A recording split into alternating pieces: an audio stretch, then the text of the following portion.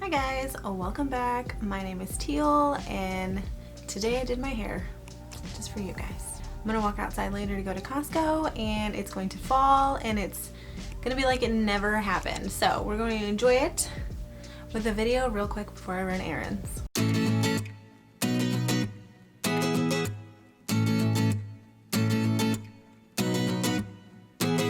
Today's topic of discussion is going to be how to know when you are ready to take clients, or how to know when you are ready to make money from your photography. So you've been learning photography and everybody likes your photos. You're thinking it's time to maybe turn this hobby that you love into a career or into a small business, into a side hustle, into whatever you want to call it, but you think you might be ready to take money from people in return for a product. There's all kinds of things you should look into before you start accepting money from people. How to run a business in your area, all the little sign the dotted line, dot your I's and cross your T's, to make sure everything is set in your state or your county for running a business, but that is not what we are going to talk about today. We are going to talk about the time in between your hobby and actually setting up your business. What you should be thinking or doing or feeling in between that to make sure that you are ready for that next step. This decision is going to come down to two things. It's going to come down to confidence and consistent products.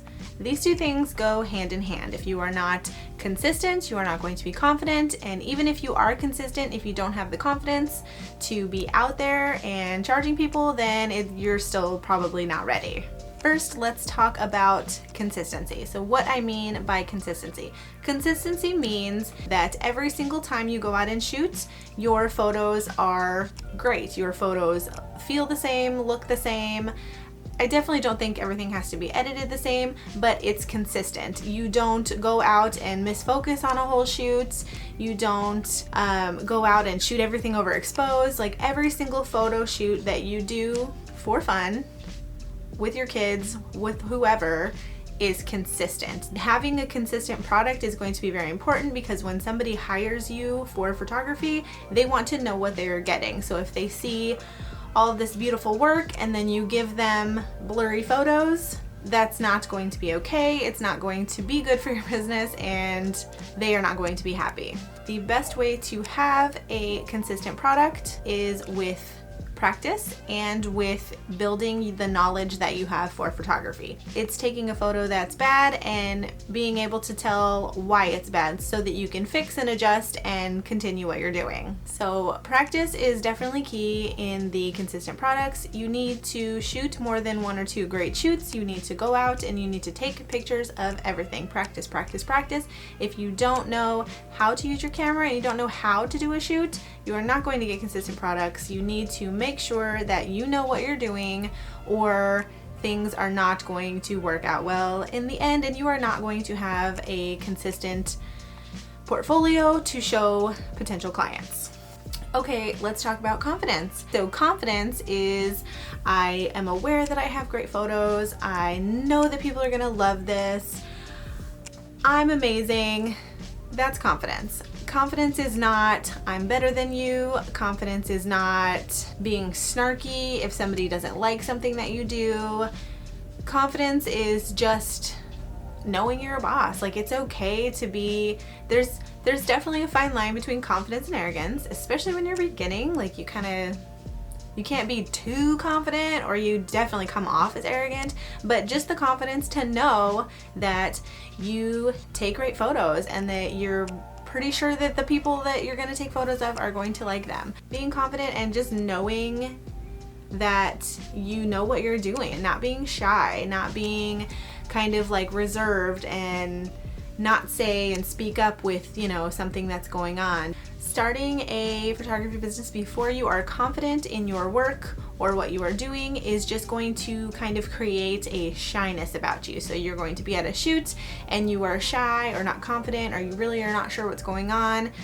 it's going to result in a bad product because you don't know how to speak up, you don't know how to tell them what you want them to do. So if you are not confident, you are not going to get a consistent product, and it all goes hand in hand. Let's talk a little bit about building confidence. Constructive criticism is a way that you can kind of get a feel for if your work is consistent and to build confidence. So if your work is consistent, people will tell you it's great, and then you feel more confident about it. Perfect. Everybody cares what everybody else thinks. It's just a natural human reaction. However, you have to be careful when you are asking for constructive criticism on the internet or from your family. Your family, of course, is going to love your work. It's called mom goggles or rose-colored glasses. Your mom and your aunt and your uncle and your sisters and your brothers, they are all going to like the photos that you take. Your best friend is going to love the photos that you took of her child because you took it.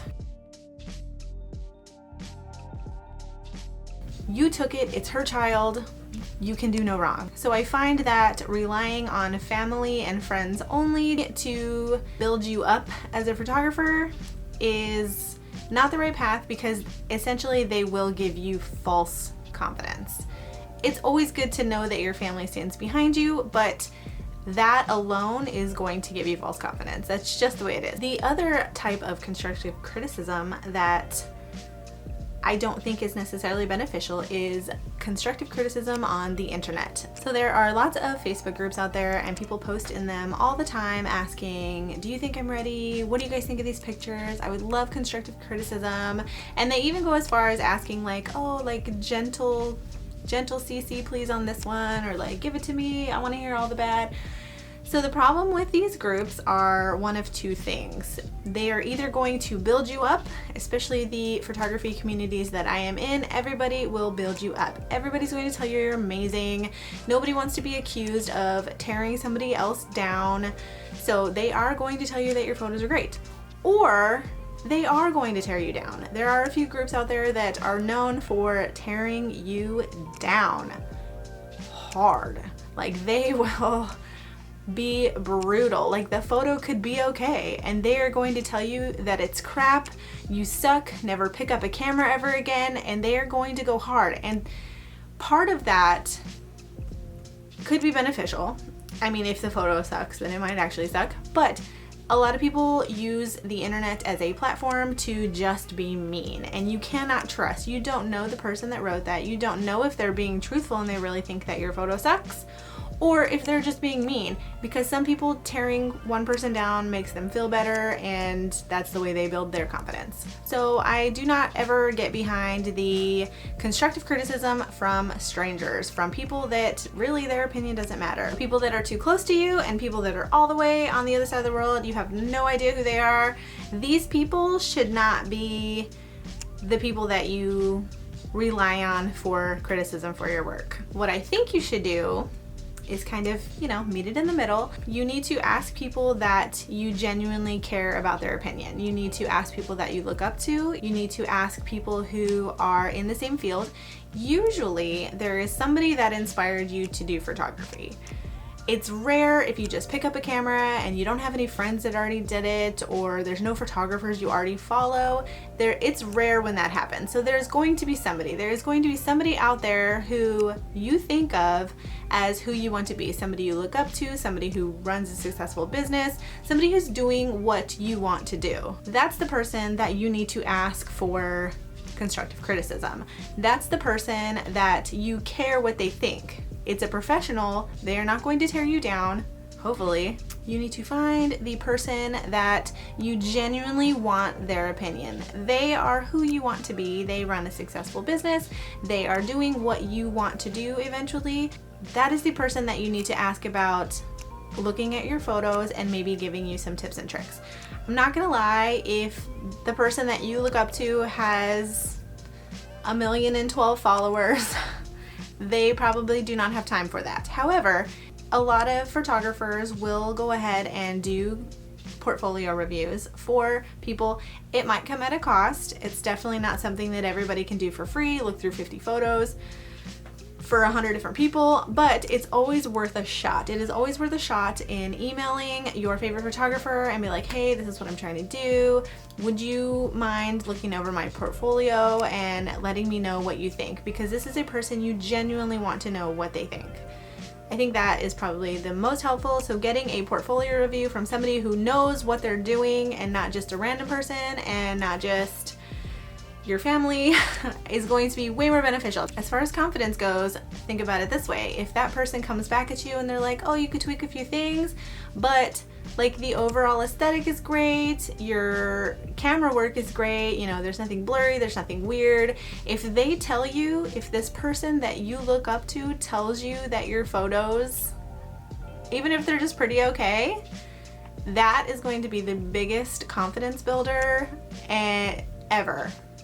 Somebody that you look up to telling you that your photos are good is the best feeling. So now that you're feeling confident about your photographs because somebody that you love told you that your photos are pretty okay, even if it is just pretty okay, somebody who's way up here telling you that way down here that your photos are just okay is still pretty good confidence boost. Alright, I hope that you got something out of this video to hopefully help you decide if you are ready to take clients or not, and if you say that you are not ready to take clients enough, some things to kind of do to help you with your confidence and your consistency. As always, please give this video a thumbs up, subscribe, and hit the little bell so that you get notifications for my future videos. If you have any follow-up questions or have anything to add to this topic, please leave it in the comments, or you can shoot me a DM on Instagram. That is all I have for now. Bye!